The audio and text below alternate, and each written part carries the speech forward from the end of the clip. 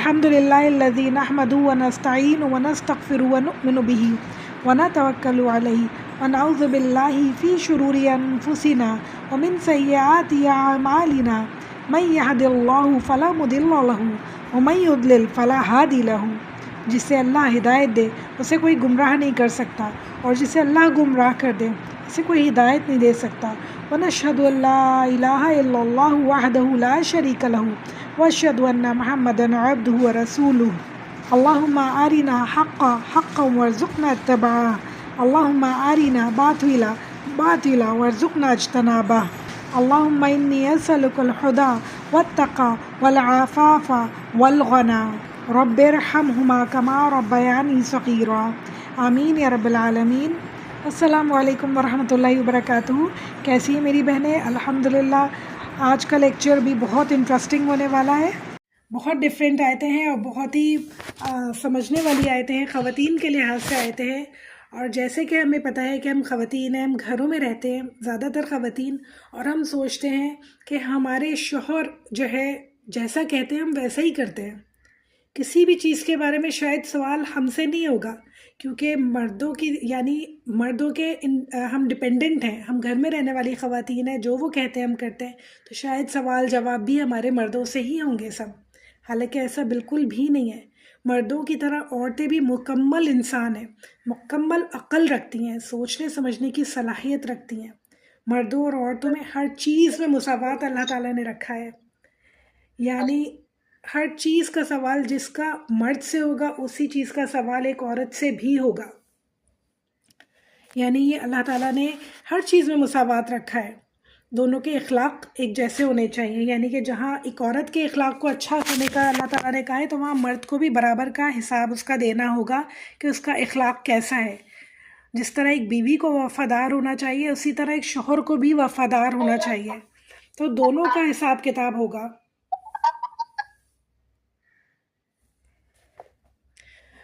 तो हम सबको क्या सोचना है ये बात कि हम सब के अमल की ज़िम्मेदारी हमारे सर पर है। जो हम अमल करेंगे, जैसा हम अमल करेंगे, उसका हिसाब किताब हमें देना है ज़रूर। हमारे शौहर से हमारी पूछ होगी उन मामलात में जिन मामलात में अल्लाह ताला ने उनसे कहा है, वरना बाकी सारे मामलात में हमारी पूछ हमसे ही होगी, हमारे शौहरों से नहीं होगी। तो देखते हैं कि अल्लाह ताला यही बात समझाने के लिए अल्लाह ताला ने कुरान में 4 ख़वातीन की मिसाल दी है हमें सूरह तहरीम में, और बहुत ही जो है सही बातें हमें बताने की कोशिश की है, समझाने की कोशिश की है कि देखो तुम सुधर जाओ और संभल जाओ, और इस बात को याद रखो कि तुम्हारे अमल का जो हिसाब किताब है वो तुमसे ही होने वाला है। किसी के कहने पे भी, किसी के दबाव में आके भी, किसी की तरह भी किसी को राज़ी करने के लिए भी अल्लाह को नाराज़ नहीं करो। किसी के लिए भी अल्लाह ताला को नाराज़ नहीं करना है। अल्लाह ताला फरमा रहे हैं सूरह तहरीम में, बिस्मिल्लाहिर्रहमानिर्रहीम, दरबल्लाहु मसलन लिल्लज़ीना कफ़रू इम्रअत नूह व इम्रअत लूत फ़कानता तहता अब्दैनी मिन इबादिना अस्सालिहीन फ़ख़ानतहुमा फ़लम युग़निया अन्हुमा मिनल्लाहि शैअ्अन वक़ील उदख़ुलन नार मअद दाख़िलीन। अल्लाहु अकबर। बयान की अल्लाह ने एक मिसाल उनकी जिन्होंने कुफ्र किया, नूह की बीवी की और लूत की बीवी की। वो दोनों थीं पास 2 बंदों के, हमारे बंदों में से, जो दोनों नेक थे। तो इन दोनों ने ख़यानत की उनसे, तो ना वो दोनों काम आ सके उन दोनों के अल्लाह से कुछ भी, और कह दिया गया दाखिल हो जाओ आग में साथ दाखिल होने वालों के। अल्लाहु अकबर।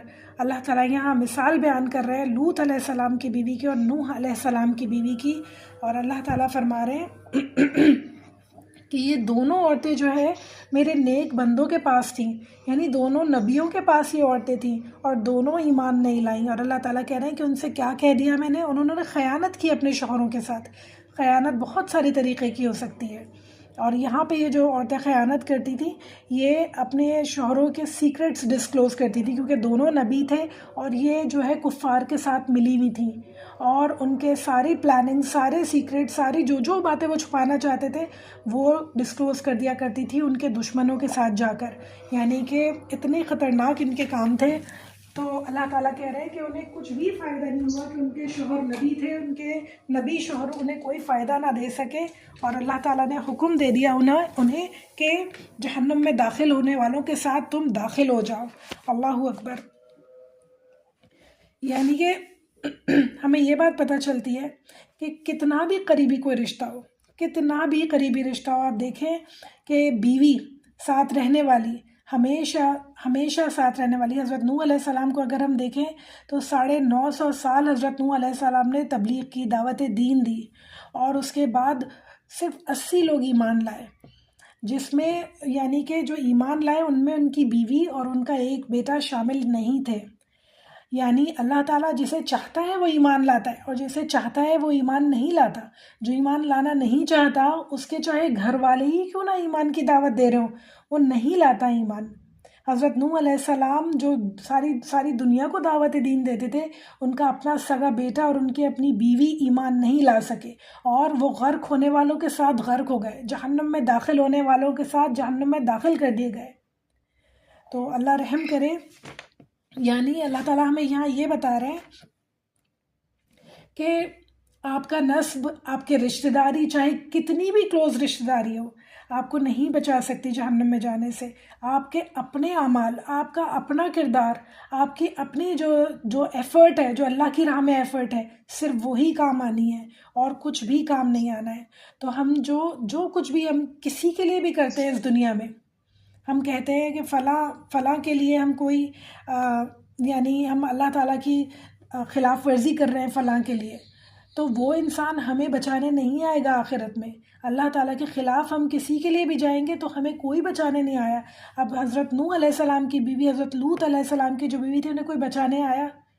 کیا نہیں کیا انہوں نے، اپنے شوہروں کے ساتھ کتنی بے وفائی نہیں کی، کتنی غلط حرکتیں نہیں کی، مگر کیا جن کے لیے کی، وہ سب خود بھی جہنم میں گئے اور انہیں بھی ساتھ لے کے گئے، کوئی انہیں بچانے نہیں آیا۔ تو اپنے عمل کی جو ہے حفاظت ہمیں خود کرنی ہے، اپنے کردار کی حفاظت ہمیں خود کرنی ہے، کیونکہ اللہ کے پاس ہر بندہ انڈیویجولی جو ہے جواب دہ ہے اپنے عمل کا، کوئی اسے بچانے نہیں آ سکتا، کوئی اس کی سفارش نہیں کر سکتا۔ ہمارے پیارے نبی صلی اللہ علیہ وآلہ وسلم اپنے گھر والے لوگوں کو جمع کر کے فرماتے تھے کہ اپنے آپ کو آگ سے بچا لو۔ اے محمد صلی اللہ علیہ وآلہ وسلم کی پیاری بیٹی فاطمہ، اپنے آپ کو آگ سے بچا لو، کیونکہ میں قیامت کے دن تمہارے کام نہیں آ سکوں گا۔ اے صفیہ، حضرت محمد صلی اللہ علیہ وآلہ وسلم کی پھپھی، اپنے آپ کو آگ سے بچا لو، کیونکہ میں تمہیں نہیں بچا سکوں گا آگ سے۔ تو ہم کن ہواؤں میں ہیں، ہم کن سوچوں میں کہ ہمیں کون بچا سکے گا، ہم کس کے لیے گناہ کرتے ہیں، ہمیں کوئی نہیں بچا سکے گا۔ ہمیں ہر وقت کانشیس رہنا ہے اپنے اعمال کے بارے میں کہ ہمارے اعمال جو ہیں ان کے جواب دہ صرف اور صرف ہمیں ہی ہونا ہے، تو ہمیں ان کی حفاظت کرنی ہوگی ہمیشہ ہمیشہ انشاءاللہ۔ کوئی بھی رشتہ جو اللہ تعالیٰ کے اگینسٹ چلتا ہو، اللہ تعالیٰ کے دشمنوں میں اور باغیوں کے ساتھ ملا ہوا ہو، چاہے وہ کوئی بھی ہو، ہمیں اس کے لیے دعا کرنی چاہیے، ہمیں بہت زیادہ دعا کرنی چاہیے۔ ہم اسے بچا نہیں سکتے، صرف اور صرف دعا کر سکتے ہیں کہ اللہ تعالیٰ اسے ہدایت دے، اللہ تعالیٰ اسے اپنے راستے پر چلا لے۔ یعنی اگر ہم جتنا بھی کسی کو چاہیں گے کوئی اللہ کے راستے پہ آ جائے، جب تک اللہ تعالیٰ نہیں چاہیں گے وہ نہیں آ سکتا، جب تک اللہ تعالیٰ نہیں چاہیں گے وہ نہیں چل سکتا۔ اس کی مثال ہم دیکھتے ہیں کہ رسول اللہ صلی اللہ علیہ وآلہ وسلم کے پیارے چچا حضرت ابو طالب، رسول اللہ صلی اللہ علیہ وآلہ وسلم کتنا دل سے چاہتے تھے کہ وہ ایمان لے آئیں، کتنا زیادہ تڑپتے تھے ان کے لیے کہ وہ ایمان لے آئیں، کسی طرح حضرت ابو طالب ایمان لے آئیں، مگر وہ نہ لا سکے۔ تو جب رسول اللہ صلی اللہ علیہ وآلہ وسلم کے اتنے پیارے چچا، جو ساری زندگی ان سے اتنی محبت کی، ان کی اتنی حفاظت کی، ان کا اتنے ساتھ دیا، اتنے کام آئے، مگر وہ ایمان نہ لا سکے، تو اللہ تعالیٰ ہم سب کو ہدایت دے، ہم سب کو ایک دوسرے کے لیے دعا گو بنائے کہ اللہ تعالیٰ ہم سب کے لیے ایک دوسرے کے لیے دعا کرتے رہیں کہ اللہ تعالیٰ ہم سب کے دلوں میں ہدایت دے دے، ہم سب کو غرق ہونے والوں میں سے نہ رکھنا، اللہ تعالیٰ ہم سب کو جہنم میں جانے والوں میں نہ بنانا انشاءاللہ کبھی بھی۔ ہم سب کو ایک دوسرے کے لیے دعا گو بنانا، اور اللہ تعالیٰ ہم سب کو توفیق دینا کہ ہم اپنے شوہروں کے ساتھ ہمیشہ لائل رہیں انشاءاللہ، کسی قسم کی کوئی بے وفائی نہیں کریں، کسی قسم کا کوئی ان کا سیکرٹ ڈسکلوز نہ کریں، کبھی ان کے مال میں سے خیانت نہیں کریں، کبھی اپنی عزتوں کی خیانت نہ کریں، کسی بھی طرح کی خیانت ہم انشاءاللہ اپنے شوہروں کے ساتھ نہ کریں، کیونکہ یہ بھی ایک ظلم ہے، یہ اس کا بھی بہت زیادہ حساب ہے آخرت میں۔ پھر دوسری مثال ہم پڑھتے ہیں حضرت لوط علیہ السلام کی بیوی کی۔ حضرت لوط علیہ السلام کی بیوی کے بھی یہی کام تھے، یعنی حضرت سورہ صفات میں ہم پڑھتے ہیں اللہ تعالیٰ فرماتے ہیں اور بلا شبہ لوط بھی پیغمبروں میں سے تھے، جب ہم نے ان کو ان کے سب گھر والوں کو عذاب سے نجات دے دی مگر ایک بڑھیا پیچھے رہ جانے والوں میں سے تھی۔ یہ ان کی بیوی کا ذکر کر رہے ہیں اللہ تعالیٰ کہ ایک بڑھیا پیچھے رہ جانے والوں میں سے تھی، پھر ہم نے دوسروں کو ہلاک کر دیا، اور تم دن کو بھی ان کے بستیوں کے پاس سے گزرتے ہو اور رات کو بھی ان کی بستیوں کے پاس سے گزرتے ہو، تو کیا تم عقل نہیں رکھتے؟ یعنی جو عرب کے لوگ تھے وہ قافلے میں جایا کرتے تھے، تجارت کیا کرتے تھے، تو راستوں سے گزرا کرتے تھے، اور تمام جہاں پہ عذاب دیا تھا اللہ تعالیٰ نے ان بستیوں کے پاس سے وہ گزرا کرتے تھے۔ تو اللہ تعالیٰ کہہ رہے ہیں کہ تم گزرتے رہتے ہو ان علاقوں سے، تو تم عقل نہیں رکھتے؟ تمہیں دکھتا نہیں ہے کہ کس طرح عذاب زدہ بنجان ویران پڑی ہیں وہ ساری بستیاں؟ یہ حال صرف ان کا نہیں ہے، یہ حال ہر کسی کا ہو سکتا ہے جو اللہ تعالیٰ کے خلاف ورزی کرے اور جو اجتماعی گناہ کرے۔ لوط علیہ السلام کی بیوی جو ہے وہ مدد کیا کرتی تھی کافروں کی، یعنی کہ لوط علیہ السلام کی قوم کا گناہ کیا تھا؟ لواطت کی بیماری تھی، انہیں ہوموسیکشویلٹی کی بیماری تھی، بے حیائی اعلانیہ کیا کرتے تھے، وہ لوگ نصیحت ماننے کو بالکل بھی تیار نہیں ہو کرتے تھے، بلکہ مذاق اڑایا کرتے تھے کہ یہ لوگ تو بہت پاک دامن بنتے ہیں، بہت پارسا بنتے ہیں یہ لوگ۔ آپ دیکھیں آج بھی ہمیں یہ دکھتا ہے ایسا کہ جو لوگ اللہ تعالیٰ کے دین پر چلتے ہیں، جو لوگ اپنی عزتوں کی حفاظت کرتے ہیں، ان کا مذاق اڑایا جاتا ہے کہ یہ بہت پاک دامن بنتے ہیں، یہ بہت پارسا بنتے ہیں۔ تو ہر طرح کی بیماری، ہر طرح کی برائی آج کل ہمارے اندر بھی موجود ہے۔ تو اللہ تعالیٰ ہم سب کو محفوظ رکھے عذاب سے، کہ اللہ تعالیٰ ہمارے اوپر بھی اللہ نہ کرے ویسے عذاب ڈالے۔ حضرت لوط علیہ السلام کی بیوی جو ہے مدد کیا کرتی تھی کافروں کی برائیوں میں، یعنی جب فرشتے انسانی شکل میں ان کی قوم پر عذاب ڈالنے کے لیے آئے تو حضرت لوط علیہ السلام کے پاس مہمان بن کر ٹھہرے انسانی شکل میں، اور لوط علیہ السلام نے انہیں چھپا لیا۔ وہ خود بھی نہیں جانتے تھے کہ یہ فرشتے ہیں، انہیں چھپا لیا کہ کہیں ان کی قوم نہ انہیں دیکھ لے۔ تو ان کی بیوی نے جا کر سب کو بتا دیا کہ لوط علیہ السلام کے پاس جوان اور خوبصورت مہمان لڑکے آئے ہیں۔ تو سب وہاں جمع ہو گئے، اور بہت سمجھانے کے باوجود بھی وہ نہ مانتے تھے۔ اللہ تعالیٰ نے حضرت لوط علیہ السلام کو ہدایت دی کہ تم اب اپنی فیملی کے ساتھ یہاں سے چلے جاؤ، اور اللہ تعالیٰ وہاں عذاب دینے والے تھے۔ حضرت لوط علیہ السلام صرف اپنی 2 بیٹیوں کے ہمراہ وہاں سے چلے گئے، صرف 2 بیٹیوں کے ہمراہ۔ پوری قوم گناہ میں ملوث تھی، کوئی بھی نہیں گیا ان کے ساتھ، صرف حضرت لوط علیہ السلام، ان کی 2 بیٹیاں وہاں سے چلے گئے، اور سب باقی لوگ پیچھے رہ گئے۔ سورہ ہود میں اللہ تعالیٰ فرماتے ہیں ہم نے اس بستی کو اوپر سے نیچے کر دیا، یعنی زمین پر پلٹ کے دے مارا، یعنی بستی کو جڑ سے اکھاڑ کر پلٹ دے مارا اللہ تعالیٰ نے۔ اتنا غصہ تھا اللہ تعالیٰ کو ان بدکار لوگوں کے اوپر، اور اتنا یعنی اوپنلی گناہ کرنے والے لوگوں کے اوپر۔ سورہ ہود میں اللہ تعالیٰ فرماتے ہیں ہم نے ان کے اوپر پکی ہوئی مٹی کی کنکریاں برسائیں، یعنی ہر انسان کا نام لکھا ہوا تھا اس پتھر پہ، اس کنکری پر جس کو وہ پتھر لگنے والا تھا، اور ہر ایک کو وہ پتھر لگا اور وہ انسان وہیں ہلاک ہو گیا۔ سورہ القمر میں آیت نمبر 31 میں اللہ تعالیٰ فرماتے ہیں ہم نے ان پر زبردست آواز بھیجی، یعنی ایک خوفناک چیخ تھی، خوفناک چیخ، اتنی خوفناک چیخ کہ سب کے دل پھٹ گئے، سب وہیں ہلاک ہو کے رہ گئے۔ ہر قوم پہ ہم دیکھتے ہیں ایک ایک عذاب آتا ہے، اس قوم کے اوپر اللہ تعالیٰ نے 3-4 عذاب ایک ساتھ بھیجے، اور انہیں فوراً کے فوراً نیست و نابود کر دیا، فوراً ختم کر دیا اللہ تعالیٰ نے سب کو۔ ہم سب کو اس واقعے سے یہ پتہ چلتا ہے کہ گناہ اگر اعلانیہ ہو تو عذاب بھی اعلانیہ آتا ہے، عذاب بھی بہت کھل کر آتا ہے، بہت زیادہ آتا ہے۔ سرکشی حد سے بڑھ جاتی ہے تو اجتماعی عذاب آنے لگتے ہیں، جو ہمارا حال ہے۔ ہر طرح کے گناہ ہیں، ہر طرح کی بے حیائی، ہر طرح کی فحاشی، ہر طرح کی شرمناک حرکت ہمارے ملک میں مسلمانوں میں ہونے لگی ہے، اور چھپ کر نہیں، کھلے عام ہونے لگی ہے۔ چھپ کر تو پہلے ہوا کرتی تھی، اب تو فخر کے ساتھ ہوتی ہے، اپنا حق سمجھ کے گناہ ہوتے ہیں، یہ ہمارا حق ہے، حق سمجھ کر گناہ کرتے ہیں اب لوگ۔ تو اللہ تعالیٰ ہم سب کو ہدایت دے یعنی ہماری زندگی میں جو مشکلات ہیں، پریشانیاں ہیں، جو ہم گھرے ہوئے ہیں پریشانیوں سے، یہ ایسے ہی نہیں ہے. یہ ساری چیزیں خراب حکمران سے لے کے ایک سب سے نیچے درجے کا جو کام کرنے والا ہوتا ہے نا، فرض کر لیں کہ کچرا اٹھانے والا انسان ہے نا، وہ بھی بددیانت، بے ایمان، مفاد پرست آپ کو ملے گا. ہر بندہ جو ہے بگڑا ہوا ہے، آوے کا آوا بگڑا ہوا جس کو کہتے ہیں نا، وہ ہمارے ملک کی حالات ہیں. کیوں ہے ایسا؟ کیونکہ ہم برائیوں میں ملوث ہیں، اور کھلے عام ملوث ہیں، اور انہیں روکنے والے بھی نہیں ہیں، انہیں ٹوکنے والے بھی نہیں ہیں، ان سے بچنے والے بھی نہیں ہیں. تو اللہ تعالیٰ ہم سب کے اوپر رحم فرمائے. یہ آیتیں ہمارے لیے بہت زیادہ مقصد رکھتی ہیں. یہ ایسے ہی اللہ تعالیٰ نے قرآن میں بیان نہیں کر دی ہیں کہ بس میں نے لکھ دی ہیں عورتوں کی اور مثالیں. ایسا نہیں ہے. عورتیں بہت زیادہ گناہوں میں ملوث ہوتی ہیں. تو اللہ تعالیٰ ہم سے چاہتے ہیں کہ ہم ان کے گناہوں سے سیکھیں اور وہ گناہ آگے نہ کریں، وہ گناہ ہم دہرائیں نہیں، اور جو گناہ ہمارے سامنے ہو رہے ہیں انہیں ہم روکنے کی کوشش کریں، ان سے ہم بچنے کی کوشش کریں، اپنے نسلوں کو، اپنے بچوں کو بچانے کی کوشش کریں. ہم سب کو، یعنی ہم ماں ہونے کی حیثیت سے، بہن ہونے کی حیثیت سے، ہم سب کی ذمہ داری ہے کہ ہم اپنے بچوں کو، اپنی نسلوں کو، اپنے گھر والوں کو ان تمام برائیوں سے بچائیں انشاءاللہ تعالیٰ. اپنے ایمان کی حفاظت کریں. سب سے آسان طریقہ کیا ہے؟ نماز سے جڑیں. یعنی ہمارے لیے سبق کیا ہے اس میں کہ ہمیں نماز سے جڑنا ہے انشاءاللہ، اللہ تعالیٰ سے تعلق مضبوط کرنا ہے. یہ گناہوں میں جب انسان گرفتار ہوتا ہے نا، اس کی بڑی سے بڑی وجہ یہ ہوتی ہے کہ اللہ تعالیٰ سے تعلق کمزور ہو جاتا ہے. جب اللہ تعالیٰ سے دور ہوتا ہے انسان تو وہ شیطان کے چکروں میں پھنس جاتا ہے، شیطان کے جالوں میں پھنس جاتا ہے. دو طرح کے یہاں پہ لوگ ہیں، یعنی کہ ایک تو اللہ والے ہیں اور ایک شیطان والے ہیں.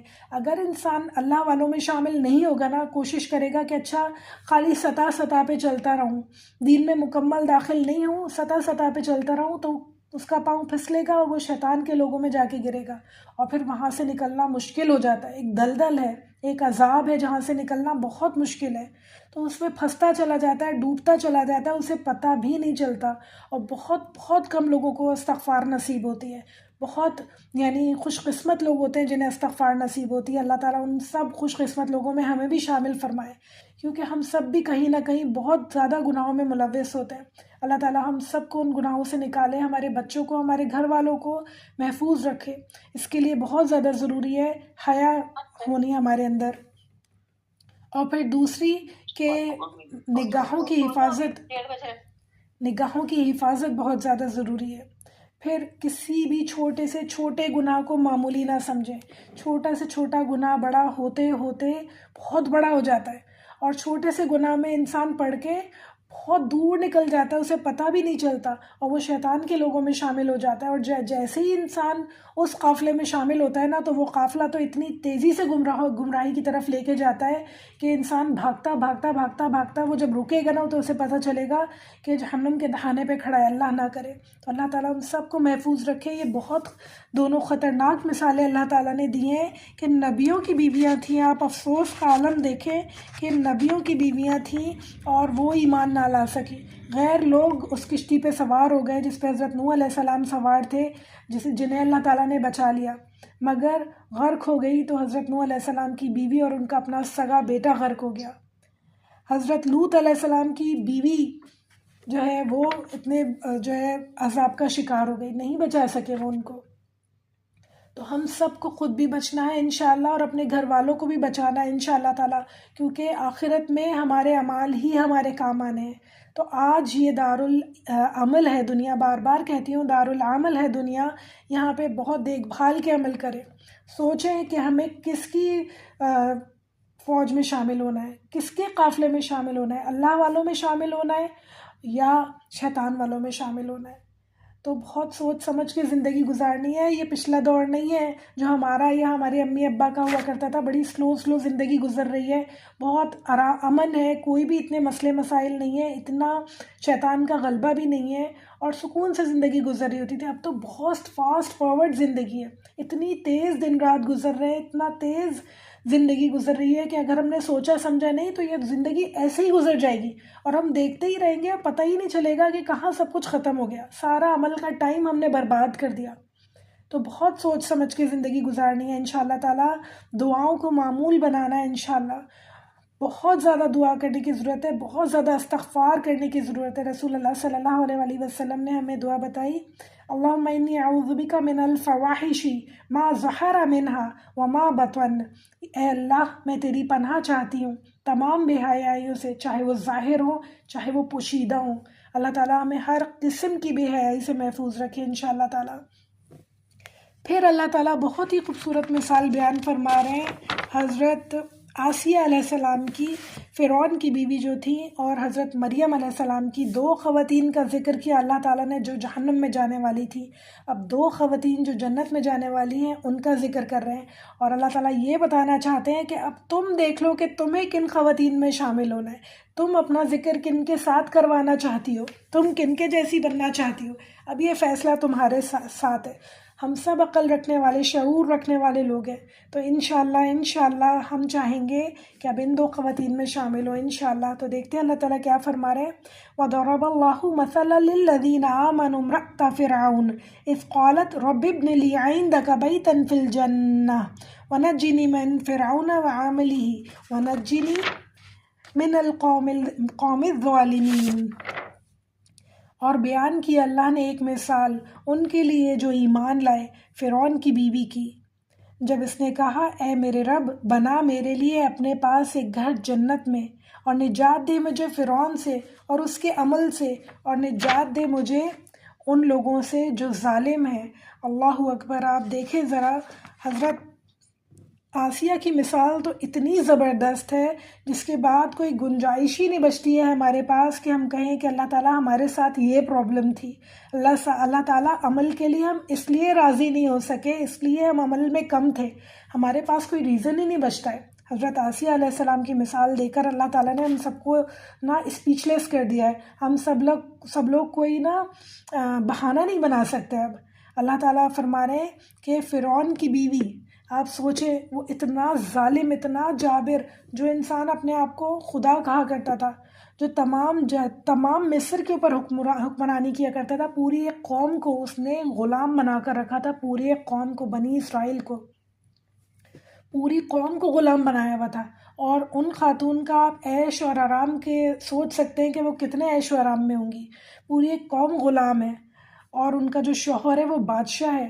عیش و آرام اور خوبصورتی اور دولت اور پیسہ اور شاپنگ اور سب چیزوں کی کوئی انتہا نہیں ہوگی ان کے پاس، آرام کی کوئی انتہا نہیں ہوگی، خدمت گزاروں کی کوئی انتہا نہیں ہوگی۔ مگر کیا ہوا کہ انہیں وہ چیزیں نہیں چاہیے تھیں۔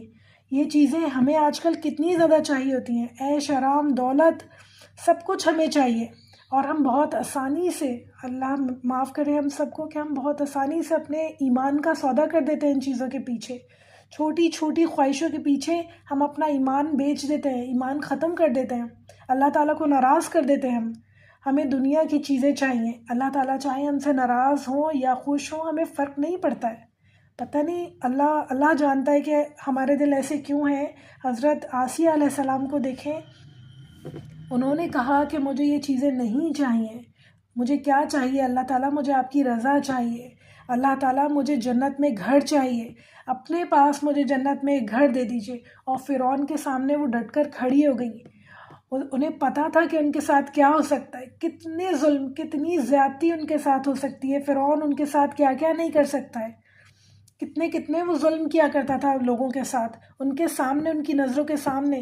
اگر ہمارے جیسا، مجھ جیسا کوئی انسان ہو تو وہ تو زبان سے ایک لفظ نکالنے کی بھی ہمت نہ کرے، مگر وہ حضرت آسیہ علیہ السلام کی آپ اللہ توکل دیکھیں، آپ ان کا ہمت اور حوصلے کو چیک کریں ذرا، کہ وہ کھڑی ہو گئی اور انہوں نے کہا کہ میں اپنے رب کو جانتی ہوں، میں اپنے رب کو چاہتی ہوں، اور میں تمہارے پیچھے نہیں چل سکتی، جو تم کرتے ہو وہ میں نہیں کر سکتی، میں بتوں کی پوجا نہیں کر سکتی۔ اور فرعون نے ان کو بہت ڈرایا، بہت دھمکایا، بہت ظلم و ستم بھی کیے ان کے اوپر، مگر وہ نہیں مانی اور انہیں شہید کر دیا گیا۔ آخر کار ان کا انجام کیا ہوا؟ انہیں شہید کر دیا گیا۔ وہ اپنی زندگی میں مجاہد رہی، اور ان کا رتبہ جو تھا وہ آخرت میں شہیدوں کے ساتھ ہوا۔ اللہ تعالیٰ نے ان کو اتنا بڑا رتبہ عطا فرمایا، اتنی اسٹرینتھ عطا فرمائی، اتنا زیادہ انہیں ایمان کی طاقت عطا فرمائی۔ کیسے ہوا یہ سب کچھ؟ ایک عورت تھی نا، اور کون سے زمانے کی عورت تھی؟ آج کی عورت تو نہیں تھی وہ، آج کی عورت ہم کہتے ہیں اسٹرانگ ہے، پہلے عورتیں کمزور ہوا کرتی تھی، پہلے عورتیں شوہروں کے ہاتھوں پٹتے پٹتے مر جاتی تھیں اور ایک لفظ نہیں زبان سے نکال سکتی تھیں۔ وہ تو کون سے زمانے کی عورت تھیں اور کس شخص کی بیوی تھی وہ. پھر بھی آپ دیکھیں کہ انہوں نے کتنی ہمت کی، کتنی جرأت کی، کیسے وہ کھڑی ہوئیں، سوچ سے باہر ہے انسان کے، اور وہ جمی رہیں. یہ نہیں کہ انہوں نے ایک دفعہ کہا پھر فرعون نے انہیں دھمکایا تو وہ پیچھے ہٹ گئیں، وہ جمی رہیں. استقامت اللہ تعالیٰ نے انہیں کتنی دی. یہ سب کچھ ایسے ہی نہیں ہوا. بہت دعائیں کی ہوں گی انہوں نے، بہت زیادہ اللہ تعالیٰ سے انہوں نے دعائیں کی ہوں گی، بہت زیادہ گڑ گڑا کے اپنے لیے مدد مانگی ہوگی انہوں نے اللہ تعالیٰ سے. جب جا کے انہیں یہ مقام ملا ہوگا، جب جا کے ان کے دل کو اتنا سکون ملا ہوگا کہ چاہے کچھ بھی ہو جائے میں نہیں ہٹوں گی دین سے، چاہے کچھ بھی ہو جائے، چاہے کوئی کچھ بھی کہتا رہے، میں اللہ تعالیٰ کے خلاف نہیں جاؤں گی. اللہ تعالیٰ ہم سب کو بھی وہ ایمان عطا فرمائے انشاءاللہ. چاہے جتنے بھی مشکل حالات ہوں، چاہے کتنی بھی مشکلات ہمارے سامنے آ جائیں، چاہے کتنی بھی خوشیاں ہمارے سامنے آ جائیں، پریشانیاں ہمارے سامنے آ جائیں، ہمیں اللہ کو ناراض نہیں کرنا ہے. اللہ کے دین کی دھجیاں نہیں بکھیرنی ہے، ہمیں ظالموں کے ساتھ کھڑا نہیں ہونا ہے، ظلم کے خلاف کھڑا ہونا ہے انشاءاللہ. اللہ تعالیٰ کے دین کے آگے جو رکاوٹ بن رہے ہیں لوگ، ان کے خلاف کھڑا ہونا ہے انشاءاللہ. تو یہ خواتین کے لیے مثال دی اللہ تعالیٰ نے کہ عورتوں تم لوگ اتنی نازک اور اتنی کمزور نہیں ہو جتنا تم سمجھتی ہو. بہنوں ہم یقین کریں اتنے کمزور نہیں ہیں جتنا ہم اپنے آپ کو سمجھتے ہیں کہ ہم کچھ نہیں کر سکتے. ہم کم سے کم اپنے آپ کو تو دین پہ قائم رکھ سکتے ہیں نا، کم سے کم ہم اپنے بچوں کو تو دین پہ قائم رکھ سکتے ہیں، اپنے گھر والوں کو تو ہدایت نصیحت کر سکتے ہیں. تو جو ہم کر سکتے ہیں، جتنا ہم سے ہوگا ہمیں لازمی کرنا ہے، کیونکہ اس کا ہم سے سوال ہونا ہے. اللہ تعالیٰ نے یہ مثال بیان کی ہے کہ دیکھو اس عورت کو اور سمجھو کہ تم کیا کیا کر سکتی ہو. تم آج کی عورت ہو جو کیا نہیں کر رہی ہے، چاند پہ پہنچ گئی ہے، جہاز اڑا رہے ہیں، کیا نہیں کر رہے ہیں، سب کچھ کر رہی ہے ایک عورت. تو ہم اللہ کے دین کی تبلیغ نہیں کر سکتے، اللہ کے دین کے لیے کھڑے نہیں ہو سکتے، اللہ کے دین کو پھیلا نہیں سکتے، اپنی زندگیوں میں، اپنے گھر والوں کی زندگیوں میں اسے نافذ کرنے میں جو ہے جتنی ہماری ایفرٹ ہو سکتی ہے وہ نہیں کر سکتے، ہم تھوڑی جد و جہد نہیں کر سکتے. اصل میں بات یہ ہے ہم خود ہی اپنے کمفرٹ زون سے نکلنا نہیں چاہتے، ہم خود ہی یہ کرنا نہیں چاہتے اور اپنی کمزوری کا ہم بہانہ کرتے ہیں. اب یہ بالکل بہانہ ہو گیا ہے، یقین کریں اب کوئی بھی ہمارے پاس ایکسکیوز بچی ہی نہیں ہے کہ ہم اللہ تعالیٰ کے راستے پہ نہ چلیں. اللہ ہم سب کو ہدایت دے، ہم سب کے ایمانوں کو اتنا مضبوط کر دے، اتنا اللہ توکل ہمیں عطا فرما دے کہ کوئی چیز ہمیں ہلا نہ سکے، کوئی چیز ہمیں اللہ کے راستے پہ عمل کرنے سے روک نہ سکے انشاءاللہ تعالیٰ. پھر اللہ تعالیٰ مثال بیان فرما رہے ہیں، آیت نمبر 12.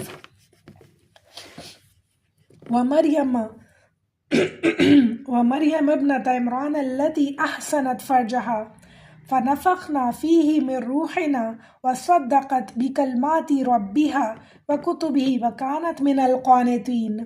اور بیٹی عمران کی جس نے محفوظ رکھا اپنی شرمگاہ کو، تو پھونک دیا ہم نے اس میں اپنی روح سے، اور اس نے تصدیق کی کلمات کی اپنے رب کی اور اس کی کتاب کی، اور تھی وہ فرما برداروں میں سے. سبحان اللہ، اللہ تعالیٰ ہم سب کو بھی فرما برداروں میں شامل فرما لے. اتنے زیادہ اللہ تعالیٰ نے حضرت مریم علیہ السلام کی زندگی میں بھی چیلنجز رکھے، اتنی زیادہ آزمائشیں رکھی.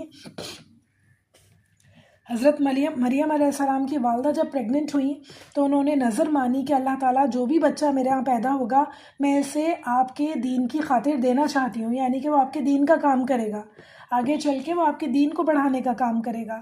اور پھر ان کے یہاں بیٹی پیدا ہوئی تو وہ بہت پریشان ہوئی کہ اللہ تعالیٰ میرے یہاں تو بیٹی پیدا ہوئی ہے، اب بیٹی تو ویسے کام نہیں کر سکتی جیسے ایک مرد کر سکتا ہے، ایک بچہ لڑکا کر سکتا ہے.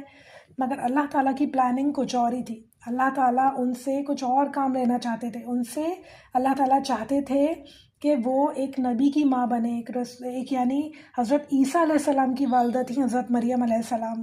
ابھی وہ چھوٹی ہی تھی، یعنی ٹین ایج میں ہی تھی. تو ان کے پاس حضرت جبرائیل علیہ السلام آئے اور انہیں خوشخبری سنائی کہ آپ کو اللہ تعالیٰ خوشخبری سناتا ہے ایک بیٹے کی. تو وہ بہت پریشان ہوئی، کہنے لگی ایسا کیسے ہو سکتا ہے، مجھے تو کبھی کسی نے چھوا ہی نہیں ہے. تو انہوں نے کہا جیسے اللہ تعالیٰ چاہتے ہیں اللہ تعالیٰ کر سکتا ہے، اللہ تعالیٰ سب کچھ کرنے پہ قادر ہے. اللہ تعالیٰ نے جو ان کی امی نے نظر مانی تھی بہت خوشی سے قبول کی، اور اللہ تعالیٰ نے حضرت مریم علیہ السلام سے دین کا آگے بہت کام لیا۔ حضرت عیسیٰ علیہ السلام ان کے پیٹ سے پیدا ہوئے، ان کی گود سے پیدا ہوئے، اور حضرت عیسیٰ علیہ السلام کا معجزہ تھا کہ وہ پیدا ہوتے ہی بات کر سکتے تھے۔ حضرت مریم علیہ السلام بہت پریشان تھی کہ اب کیا ہوگا، لوگ پوچھیں گے مجھ سے کہ یہ بچہ کہاں سے آیا، تو میں کیا جواب دوں گی؟ تو اللہ تعالیٰ نے ان سے کہا حضرت جبرائیل علیہ السلام کے ذریعے کہ آپ پریشان مت ہوں، آپ خاموش ہو جائیے گا، آپ کہیے گا کہ میرا روزہ ہے۔ اس زمانے میں خاموشی کا بھی روزہ ہوتا تھا، یعنی بات کرنے کا بھی روزہ ہوتا تھا، تو آپ کہیے گا میرا روزہ ہے، اور یہ بچہ خود بتائے گا۔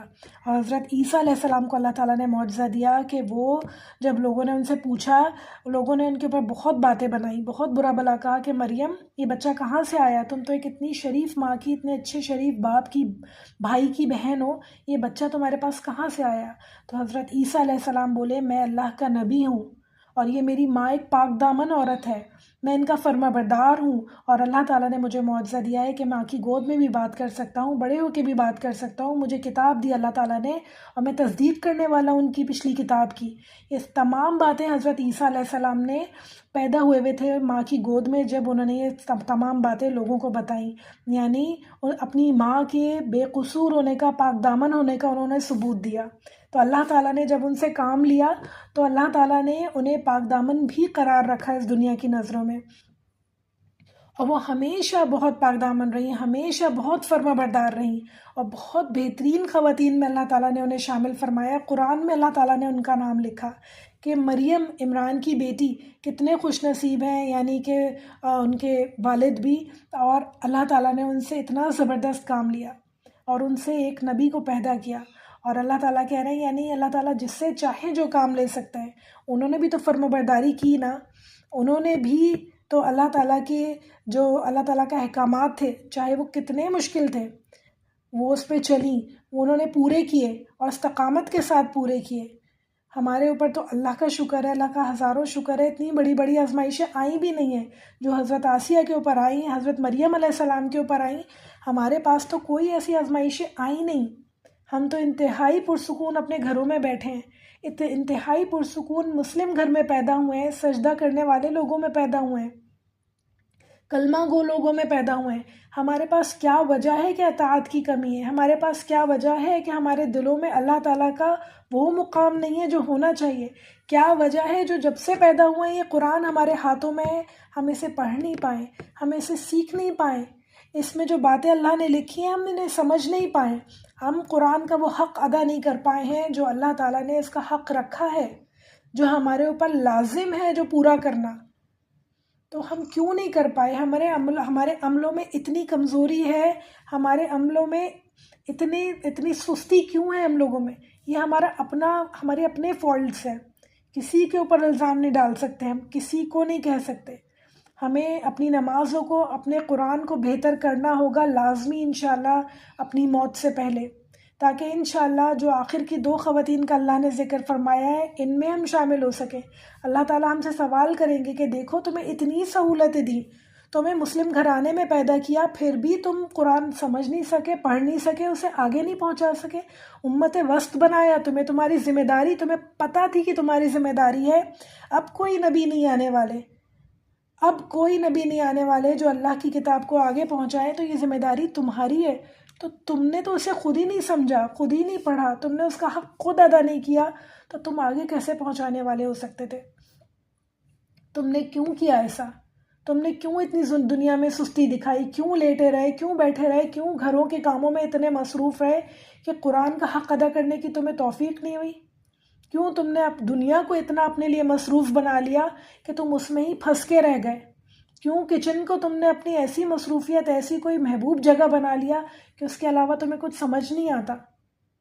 یہ سارے سوال ہم سے ہوں گے اور ہمیں ان کا جواب دینے ہوں گے، ہمارے پاس کوئی جواب نہیں ہوگا۔ بہت ہی کم ٹائم ہے ہمارے پاس، بہت ہی کم ٹائم۔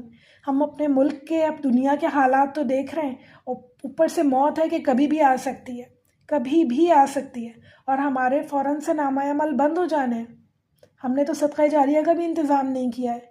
اللہ تعالیٰ ہم سب کو توفیق دے کہ ہم سمجھیں، موقع کی نزاکت کو سمجھیں، بات کی نزاکت کو سمجھیں، کہ ہمارے اوپر کتنی بھاری ذمہ داری ہے، کتنے زیادہ فرض ہیں ہمارے اوپر، اور ہم بالکل آرام سے بیٹھے ہیں ٹی وی کے آگے اور ہم ٹی وی دیکھ رہے ہیں، اور ہم موبائل لے کے موبائل یوز کر رہے ہیں لیٹے ہوئے، پورا دن گزار دیتے ہیں گھر کے کاموں میں، اور جو ذمہ داری اللہ نے ہمیں دی ہے اس کا ہمیں احساس ہی نہیں ہے۔ ہمیں کن خواتین میں شامل ہونا ہے؟ اللہ نہ کرے ان لوگوں میں جو کافروں کا ساتھ دیتی ہیں، جو اللہ تعالیٰ کے سامنے جو کھڑے لوگ ہیں، خلاف جو لوگ کھڑے ہیں ان کا ساتھ دیتی ہیں، وہ کام کرتی ہیں جو اللہ تعالیٰ نے منع کیے ہیں، یا وہ ہیں جو اللہ تعالیٰ کے فرما بردار ہیں۔ کن لوگوں میں ہمیں شامل ہونا ہے، یہ فیصلہ ہمیں آج کرنا ہوگا، اس کی پلاننگ ہمیں آج کرنی ہوگی کہ ہمیں کرنا کیا ہے۔ انشاءاللہ حضرت آسیہ کے ساتھ شامل ہونے میں، حضرت مریم علیہ السلام کی قربانیوں کے ساتھ شامل ہونے میں، ان کی ایفرٹس کے ساتھ شامل ہونے میں، ان کی جو لائلٹی ہے اس کے ساتھ شامل ہونے اللہ تعالیٰ کے ساتھ، ہمیں کرنا کیا ہوگا، ہمیں کس طرح سے آگے زندگی پلان کرنی ہے کہ ہم اللہ تعالیٰ کے دین کو آگے لے کے چل سکیں، اور انشاءاللہ ہم بھی بہترین لوگوں میں شامل ہو سکیں، بہترین مسلمانوں میں شامل ہو سکیں۔ انشاءاللہ ہمارے نامہ اعمال نیکیوں سے بھرے ہوئے ہونے چاہیے انشاءاللہ۔ کوئی کچھ کہنا چاہے گا؟ کچھ بات سمجھ میں نہیں آئی ہو تو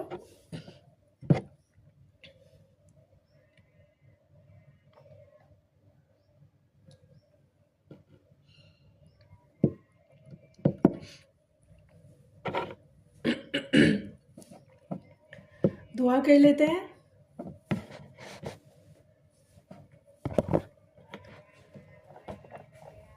اللہم صلی علی محمد وعلی آل محمد کما صلیت علی ابراہیم وعلی آل ابراہیم انک حمید مجید۔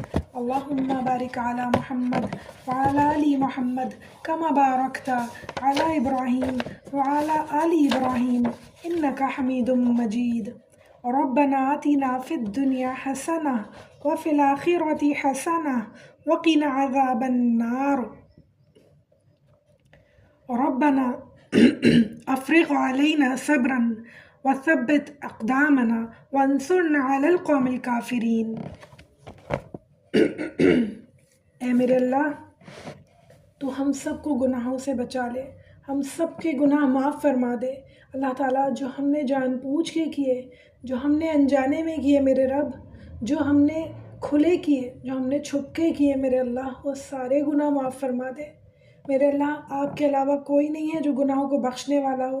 اللہ تعالیٰ آپ کہتے ہیں مجھ سے مانگو، میں دینے والا ہوں، میں آپ سے مغفرت چاہتی ہوں، اپنی، اپنے ماں باپ کی، اپنے نانی نانا، اپنی دادی دادا، ہم سب لوگوں کی، سب بہنوں کی جو یہاں شامل ہیں، سب کی فیملیز کی جو جا چکی ہیں، اللہ تعالیٰ ہم میں سے سب کے لیے مغفرت چاہتی ہوں۔ اللہ تعالیٰ سب کے لیے پناہ مانگتی ہوں۔ اللہ تعالیٰ آگ کے عذاب سے، جہنم کے آگ سے ہمیں بچا لے میرے اللہ، ہم سب کو گناہ گار لوگوں میں شامل ہونے سے بچا لے، ہم سب کو اللہ تعالیٰ لوط کی بیوی اور نوح علیہ السلام کی بیوی جیسا حشر ہونے سے بچا لے میرا اللہ، ہم سب کے نامہ اعمال میں نیکیاں لکھ دے اللہ تعالیٰ، ہم سب کے نامہ اعمال میں اللہ تعالیٰ نیکیاں لکھ دے میرے اللہ، بے حیائی سے بچا لے ہم سب کو، ہم سب کے بچوں کو، چاہے وہ ظاہر ہوں چاہے وہ پوشیدہ ہوں، اللہ ہر قسم کی بے حیائی سے بچا لے، ہمارے ذہنوں کو، ہمارے دلوں کو پاک کر دے میرے اللہ، ہم سب کے نامہ اعمال کو پاک کر دے میرے اللہ، ہم سب کو استقامت عطا فرما دین پر میرے اللہ، ہم سب کو دین میں اللہ تعالیٰ لذت آئے، ہم سب کو دین میں مزہ آئے اللہ تعالیٰ، ہم سب کے دل بے حیائی سے برے کر دے، ہم سب کے دل گناہوں سے برے کر دے میرے اللہ، نفرت آئے، ہم سب کو کراہیت آئے گناہ دیکھ کر، گناہ سن کر اللہ تعالیٰ، ہم سب کو کراہیت آئے، کبھی گناہوں کے قریب نہ جائیں، کبھی برائی کے، بے حیائی کے قریب نہ جائیں، نہ ہم، نہ ہمارے بچے، نہ ہماری آنے والی نسلیں، ہمارے گھر والے، ہمارے محلے والے، کل مومن مسلمین کو اللہ تعالیٰ، مسلمات کو بچا لے بے حیائی سے، بے شرمی سے بچا لے اللہ تعالیٰ، ہم سب کو حیا عطا فرما۔ ہمارے پیارے نبی صلی اللہ علیہ وسلم نے فرمایا جس کے پاس حیا نہ ہو تو وہ چاہے جو کچھ بھی کرے، تو اللہ تعالیٰ حیا بہت زیادہ ضروری ہے، ہمیں عقل عطا فرما، ہمیں حیا عطا فرما، شرم عطا فرما میرے اللہ، ہم سب کو نیک لوگوں میں شامل فرما دے میرے اللہ، ہم سب کو بہترین لوگوں میں شامل فرمانا، صدیقین میں، شہداء میں، صالحین میں شامل فرمانا میرے اللہ، سابقون اولون میں شامل فرمانا میرے اللہ، پیچھے رہ جانے والوں میں سے نہ ہوں اللہ، جیسے یہ دو عورتیں پیچھے رہ گئی اللہ تعالیٰ، ایسے ہمیں پیچھے نہ چھوڑیے گا اللہ تعالیٰ، ہم آگے سے آگے نیکیوں میں دوڑنے والے ہوں انشاءاللہ، ہمیں ہمت قوت و طاقت عطا فرمائیے، ہمیں قناعت عطا فرمائیے اللہ تعالیٰ، اللہ توکل اتنا اسٹرانگ ہو، ہمیں پتہ ہو کہ اللہ تعالیٰ ہمارے ساتھ ہے، ہماری مدد فرمانے والے ہیں، ہم ایک ثابت قدم رکھنے والے ہیں، اور اللہ تعالیٰ ہم بھاگتے چلے جائیں دین کے راستے پہ انشاءاللہ۔ اللہ تعالیٰ ہمیں رنگ دے اپنے رنگ میں، میرے اللہ ایسے دین کے رنگ میں رنگ دے کہ کبھی بھی ہم پلٹ کے نہ دیکھیں، کبھی بھی ہم دنیا کی طرف پلٹ کے نہ دیکھیں اللہ تعالیٰ۔ دنیا میں رہ کر دین کو نافذ کرنے والا بنا دے، دنیا میں رہ کر اللہ تعالیٰ دین پر چلنے والا بنا دے میرے اللہ، دنیا میں رہ کر دین پر عمل کرنے والا بنا دے میرے اللہ۔ دنیا میں اللہ تعالیٰ اپنا خلیفہ بنا کے آپ نے ہمیں بھیجا، یہ فرض بخوبی انجام دینے کی توفیق عطا فرما دے اللہ تعالیٰ، ہم سے دین کا کام لے لے۔ جتنی بہنیں اللہ تعالیٰ ہم سب کو اتنا علم عطا فرما دے کہ اللہ ہم دین کا کام کچھ کر سکیں، ہم سے، ہمارے بچوں سے، آنے والی نسلوں سے دین کا کام لے لے میرے اللہ، ہم سب سے دین کا کام لے لے، اتنا دین کا کام لے لے کہ آپ ہم سے راضی ہو جائیں اللہ تعالیٰ، اتنی زندگی دے دیں کہ آپ ہم سے راضی ہو جائیں اللہ تعالیٰ۔